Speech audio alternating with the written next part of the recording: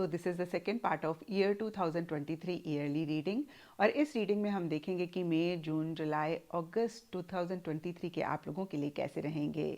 And अगर आप जनवरी, फरवरी, मार्च, अप्रैल 23 के बारे में जानना चाहते हैं तो वीडियोस ऑलरेडी चैनल पे अपलोडेड हैं, उनका लिंक आपको नीचे डिस्क्रिप्शन बॉक्स में मिल जाएगा, आप उसको देख सकते हैं। एंड देखिए, इन रीडिंग्स को आप किसी भी साइन के हिसाब से देख सकते हैं। इनफैक्ट मैं कहूँगी टैरो रीडिंग्स को आप किसी भी साइन के हिसाब से देख सकते हैं, फिर चाहे वो आपका लगन हो, नाम के हिसाब से राशि हो, आपका मून साइन हो या फिर आपका सन साइन हो। तो चलिए जी शुरू करते हैं नेक्स्ट 4 मंथ्स, दैट इज़ मई, जून, जुलाई, अगस्त 23 की रीडिंग। तो चलिए एरीज, आप लोगों के लिए देखें कि ईयर 2023 के नेक्स्ट 4 मंथ्स, दैट इज़ मई, जून, जुलाई, अगस्त आप लोगों के लिए कैसे रहेंगे। तो देखिए, यहाँ पे सबसे पहले कार्ड्स इन 4 मंथ्स के लिए मुझे दिख रहे हैं 3 of cups reverse and isolation.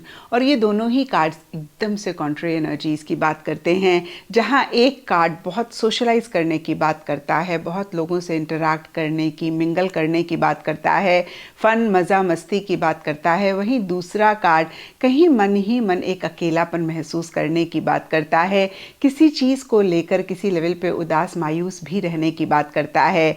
और कुछ ऐसा ही इन 4 मंथ्स या फिर इन 4 मंथ्स की स्टार्टिंग में आप लोगों के लिए रहता हुआ दिख रहा है। तो फिर से देखिए, इन कार्ड्स को देखें तो हो सकता है कि सरफेस लेवल के लिए आप ज़्यादा सोशलाइज कर रहे हैं। यहाँ पे देखिए, सबके लिए थोड़ा थोड़ा डिफर करेगा। कुछ के लिए देखिए हो सकता है कि आप अपने फ्रेंड से ज़्यादा कनेक्ट कर रहे हैं, कुछ के लिए हो सकता है कि आप अपने लव्ड वंस के साथ ज़्यादा एक फ़न, मज़ा, मस्ती करना चाह रहे हैं, या फिर कोई सेलिब्रेशन, कोई गेट टुगेदर, कोई रीयूनियन हो रहा है, आप पार्टिसिपेट कर रहे हैं, आप उसमें इन्वॉल्व कर रहे हैं, लेकिन डीपर लेवल के लिए आप वो फन, मज़ा, मस्ती नहीं महसूस कर रहे हैं, या आप उन्हीं चीज़ों को उतना एंजॉय नहीं कर रहे हैं। और देखिए, ज़्यादा एक पॉसिबिलिटी एरीज इसी की रह रही है कि सरफेस लेवल के लिए एक फ़न, मज़ा, मस्ती, एंजॉयमेंट रह रहा है, और कहीं किसी तरीके से आप इन्वॉल्व भी कर रहे हैं, लेकिन आप उसको एंजॉय नहीं कर पा रहे हैं। आप मन से या फिर डीपर लेवल से चीज़ों में इन्वॉल्व नहीं हो पा रहे हैं या नहीं हो रहे हैं, या फिर से मैं कहूँगी कि मन से आप उन चीज़ों में पार्टिसिपेट नहीं कर पा रहे हैं या नहीं कर रहे हैं। एंड देखिए, मिड ऑफ दीज 4 मंथ्स के लिए क्रिएटिविटी एंड सन रिवर्स के कार्ड्स कहते हैं कि कहीं किसी लेवल पे चीज़ें बेटर हो रही हैं। सन का कार्ड हैप्पीनेस की बात करता है, जॉय की बात करता है, सेटिस्फेक्शन की बात करता है, सक्सेस की बात करता है, बहुत ज़बरदस्त एक क्लैरिटी की बात करता है, नई बिगनिंग की भी बात करता है। और यही सब चीज़ें इन 4 मंथ्स के मिड में या 4 मंथ्स में रह रही हैं। लेकिन यहाँ पे सन का कार्ड रिवर्स है, तो इन्हीं सब चीज़ों से रिलेटेड छोटे मोटे इश्यूज, छोटे मोटे मसले भी रह रहे हैं।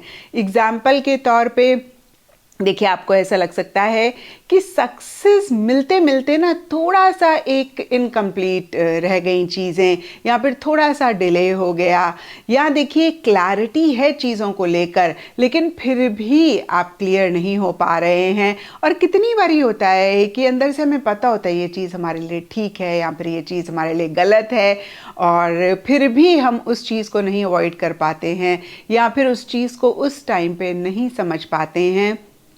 और बहुत सारे लोग मेरे पास रीडिंग के लिए आते हैं, मुझे कहते हैं मैम मुझे पता है कि मुझे ये नहीं करना चाहिए, फिर भी मैं कर रही हूँ।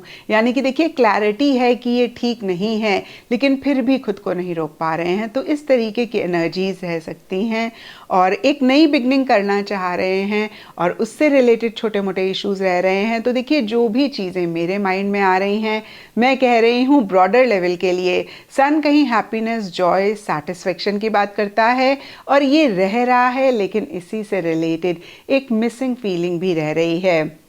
और देखिए, 3 ऑफ कप्स रिवर्स एंड सन के कार्ड कहीं मैरिज की भी बात करते हैं, और जो लोग कंसीव करना चाहते हैं तो कंसेप्शन की भी बात करता है ये सन का कार्ड। लेकिन फिर से मैं कहूँगी रिवर्स है, तो इन चीज़ों से रिलेटेड भी छोटे मोटे इश्यूज रह रहे हैं। कुछ के लिए हो सकता है कि अगेन देखिए, स्पेशली जो लोग मैरिज के लिए पार्टनर ढूंढ रहे हैं, या फिर अपने लिए मैरिज चाह रहे हैं, या आपका बच्चा है जिसके लिए आप मैरिज चाह रहे हैं, तो इसी से रिलेटेड एक कॉन्वर्सेशंस बातचीत चल रही है। चीज़ें क्लियर हैं लेकिन फिर भी एक क्लैरिटी आपको नहीं मिल पा रही है। और देखिए इसी से रिलेटेड छोटे मोटे डिलेज भी इन 4 मंथ्स में रहते हुए दिख रहे हैं। और अगेन मैं कहूँगी कि सिर्फ और सिर्फ जो एग्जाम्पल्स मेरे माइंड में आए, मैंने कहा सबकी डिफरेंट सिचुएशंस होती हैं और सबके लिए डिफरेंट इसी से रिलेटेड एनर्जीज रह सकती हैं। और जो भी सरफेस लेवल के लिए हो रहा है, डीपर लेवल के लिए क्रिएटिविटी का कार्ड कहता है, एक कंफर्ट है, एक लग्जरी है। और जो भी चीज़ें आपको पॉजिटिव रिजल्ट दे रही हैं, स्पेशली जिनके लिए पीछे आपने बहुत एफर्ट किया, उन पॉजिटिव रिजल्ट्स को भी आप इंजॉय कर रहे हैं। तो देखिए आप कंफ्यूज ना करें, सन कहीं सक्सेस के डिले होने की बात करता है, तो यानी कि जो आप अभी कर रहे हैं उससे रिलेटेड किसी लेवल पे सक्सेस या तो डिले हो रहा है, या फिर जितना सक्सेस आपको मिल रहा है आपको ऐसे लग रहा है कि भाई जितना आप डिज़र्व करते हैं उतना नहीं है, या फिर आपकी एक्सपेक्टेशन से थोड़ा सा कम है। तो अगेन मैं कहूँगी सन सक्सेस की बात करता है, तो किसी लेवल पे किसी तरीके का सक्सेस है लेकिन उससे रिलेटेड डिले हो सकता है या आपकी एक्सपेक्टेशन से थोड़ा सा कम रह सकता है। और डीपर लेवल के लिए क्रिएटिविटी का कार्ड भी कहीं एक पॉजिटिव रिजल्ट्स की बात करता है। तो कुछ के लिए हो सकता है पीछे जो आपने एफर्ट्स करे उसके आपको पॉजिटिव रिजल्ट्स मिल रहे हैं, और ओवरऑल के लिए देखिए कंफर्ट लग्जरी रह रही है। और कुछ के लिए देखिए इस मिसिंग फीलिंग का रीज़न कोई फीमेल हो सकती हैं, क्योंकि क्रिएटिविटी के कार्ड को अगर आप देख पा रहे हैं तो इसमें एक फ़ीमेल है। ये फीमेल सबके लिए डिफ़र करेंगी, कुछ के लिए मदर हो सकती हैं, कुछ के लिए सिस्टर हो सकती हैं, कुलीग हो सकते हैं, स्पाउस हो सकते हैं, आपके लवर हो सकते हैं, फ्रेंड हो सकती हैं। अगेन कोई भी फीमेल या फेमिनिन एनर्जी वाला इंसान हो सकता है जिसकी वजह से एक मिसिंग फीलिंग है, या फिर जिसकी तरफ से बहुत एक supportive cooperative energies, love, care आपको मिल रहा है, बहुत एक अटेंशन आपको मिल रहा है। एंड देखिए एंड ऑफ दीज 4 मंथ्स के लिए going with the flow and 7 of swords reverse के कार्ड्स कहते हैं कि कहीं आप चीज़ों से एस्केप कर रहे हैं, अपफ्रंट होके चीज़ों को नहीं डील कर रहे हैं। एंड एरीज ये देखिए चीटिंग का भी कार्ड है, तो मैं ये नहीं कह रही हूँ कि सब एरीज के लिए इन 4 मंथ्स के एंड में चीटिंग रहेगी। देखिए ऐसा पॉसिबल नहीं है क्योंकि ये जनरल रीडिंग है, लेकिन डेफिनेटली देखिए कुछ एरीज के लिए किसी लेवल पे किसी तरीके से एक चीटिंग वाली एनर्जीज रह सकती हैं।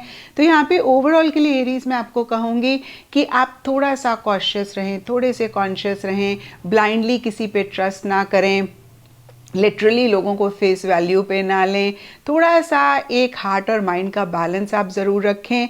तो ये देखिए कुछ एरीज के लिए था। ओवरऑल के लिए एरीज आप थोड़े से हो सकता है सीक्रेटिव हो रहे हैं, थोड़े से या तो आप मैनिपुलेटिव हो रहे हैं, या फिर जो लोग आपके पर्सनल फ्रंट में हैं कुछ एरीज के लिए, कुछ एरीज के प्रोफेशनल फ्रंट में कोई खास इंसान या फिर ओवरऑल लोग आपको मैनिपुलेट कर रहे हैं, या मैं कहूँगी मैनिपुलेटिव हो रहे हैं, डिप्लोमेटिकली आपके साथ चल रहे हैं। एंड यस देखिए फिर से कहूँगी कुछ एरीज की भी ऐसी एनर्जीज हो सकती हैं। और अगेन ब्रॉडर लेवल के लिए एक एस्केपिज्म वाली एनर्जीज हैं, जहाँ पे आप अपफ्रंट होके चीज़ों को नहीं डील कर रहे हैं, एक एक्सेप्टेंस चीज़ों को लेकर नहीं है, बहुत सारी चीज़ों को अवॉइड कर रहे हैं, इग्नोर कर रहे हैं। एंड फिर से मैं कहूँगी एरीज एक्सेप्टेंस सच को लेकर या फिर रियलिटी को लेकर नहीं रह रही है।